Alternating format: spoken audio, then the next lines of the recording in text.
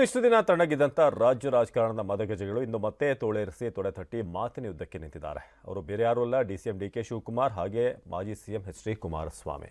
ಇಬ್ಬರ ನಡುವೆ ಮಾತಿನ ಯುದ್ಧ ಶುರುವಾಗಿದೆ. ಏನಿದು ಕುಮಾರ ಯುದ್ಧ? ಬನ್ನಿ ನೋಡೋಣ.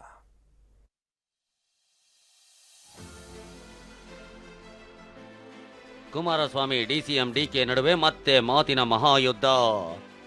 ನಿನ್ ಕೈಯಲ್ಲಿ ಏನಾದ್ರು ರಾಜ್ಯಕ್ಕೆ ಒಳ್ಳೇದು ಮಾಡಿದೀನಿ ಅಂದ್ರೆ ಬಂದು ಹೇಳಪ್ಪ. ಮಾತಾಡೋ ಯೋಗ್ಯತೆ ಇಟ್ಕೊಂಡಿದ್ದಾರೆ ಬಹಿರಂಗ ಚರ್ಚೆ ಅವ್ರ ಜೊತೆಲಿ.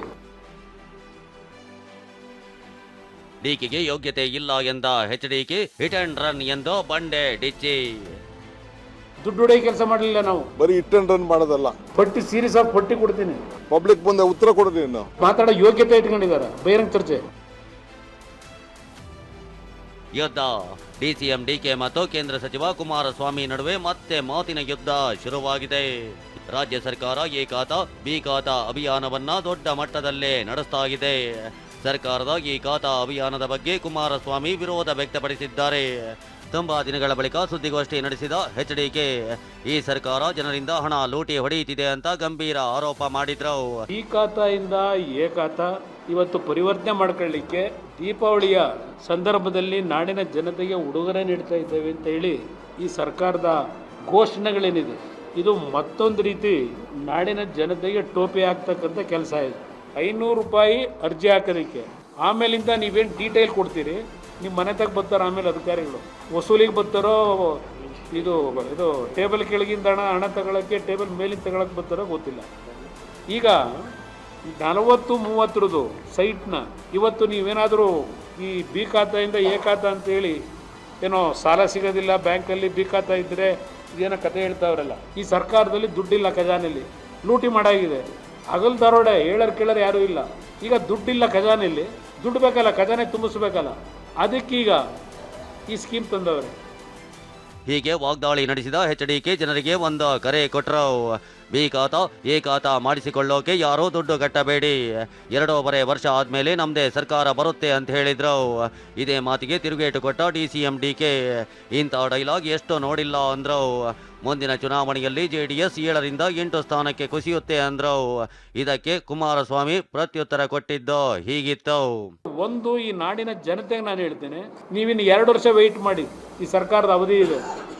ಯಾರು ದುಡ್ಡು ಕಟ್ಟಕ್ಕೆ ಹೋಗಬೇಡಿ, ಯಾರು ರೆಗ್ಯುಲರೈಸು ಮಾಡಿಸ್ಕೊಳಕ್ಕೆ ಹೋಗಬೇಡಿ, ಇವೆಲ್ಲ ಬೋಗಸ್. ಇದು ನಾನು ಓಪನ್ ಆಗಿ ಕರೆ ಕೊಡ್ತೀನಿ. ನೀವು ಯಾರು ಇದಕ್ಕೆ 4 ಲಕ್ಷ 10 ಲಕ್ಷ 20 ಲಕ್ಷ ಕೊಡಬೇಕಾದ ಅವಶ್ಯಕತೆ ಇಲ್ಲ, ಏನೂ ಆಗಲ್ಲ. ನಮ್ಮ ಸರ್ಕಾರ ಬಂದು ತಲೆ ಕೆಡಿಸ್ಕೋಬೇಡಿ. ನಾನು ಹಿಂದೆ ಏನಿತ್ತು ಸಿಸ್ಟಮ್ಮು, ಆ ಸಿಸ್ಟಮ್ ರೀಇಂಟ್ರೊಡ್ಯೂಸ್ ಮಾಡಿ ಸುಲಭ ದರದಲ್ಲಿ ಅವ್ರಿಗೆ ಯಾವುದೇ ರೀತಿ ಬರ್ಡನ್ ಆಗಬಾರ್ದು, ಯಾರಿಗೂ ನಾಗರಿಕರಿಗೆ ಸುಲಿಗೆ ಇಲ್ಲದೆ ಯಾವುದೇ ರೀತಿ ಅವ್ರಿಗೆ ಬರ್ಡನ್ ಆಗಿದೆ, ಇದನ್ನು ಸೆಟೈಟ್ ಮಾಡೋದು ನಮ್ಮ ಜವಾಬ್ದಾರಿ, ನಮ್ಮ ಪಕ್ಷದ.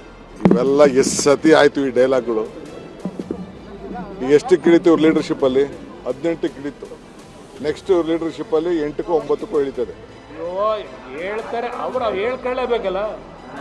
ದುಡ್ಡಿನ ಮದ ಲೂಟಿ ಮಾಡಿ ದುಡ್ಡು ಇಟ್ಕೊಂಡವ್ರೆ, ಆ ದುಡ್ಡು ಎರಚ್ಬಿಟ್ಟು ಓಟ್ ಹಾಕ್ಸ್ಕೊತೀವಿ ಅಂತ ತಿಳ್ಕೊಂಡವ್ರೆ, ಗೊತ್ತಾಗದು ಬಂದಿದೆ. ಇನ್ನು ಬಿಡದಿ ಟೌನ್ಶಿಪ್ ವಿಚಾರವಾಗಿ ಇತ್ತೀಚೆಗೆ ಮಾತನಾಡಿದ್ದ ಕುಮಾರಸ್ವಾಮಿ ಡಿಕೆ ವಿರುದ್ಧ ವಾಗ್ದಾಳಿ ನಡೆಸಿದ್ರು. ಇದಕ್ಕೆ ತಿರುಗೇಟು ಕೊಟ್ಟಿದ್ದ ಡಿಕೆ ಬಹಿರಂಗ ಚರ್ಚೆಗೆ ಆಹ್ವಾನಿಸಿದ್ರು.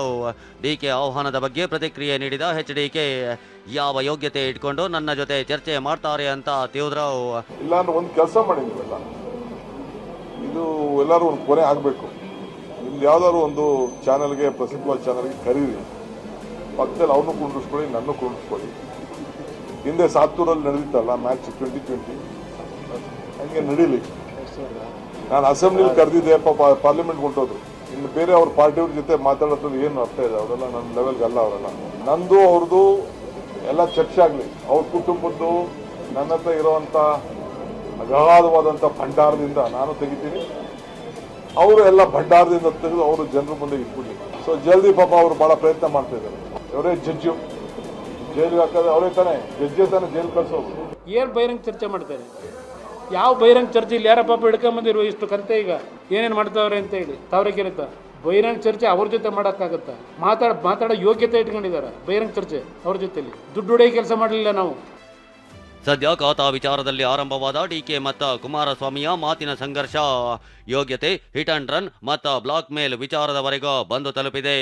ಅದೇನೇ ಇರಲಿ, ಇಷ್ಟು ದಿನ ಸೈಲೆಂಟ್ ಆಗಿದ್ದ ಡಿಕೆ, HDK ಇಬ್ಬರು ವೈಯಕ್ತಿಕ ವಿಚಾರಗಳನ್ನು ಪ್ರಸ್ತಾಪಿಸಿ ವೈಲೆಂಟ್ ಆಗಿದ್ದಾರೆ. ಈರಣ್ಣ ಬಸವ ಜೊತೆ ಸುನಿಲ್, TV9 ಬೆಂಗಳೂರು.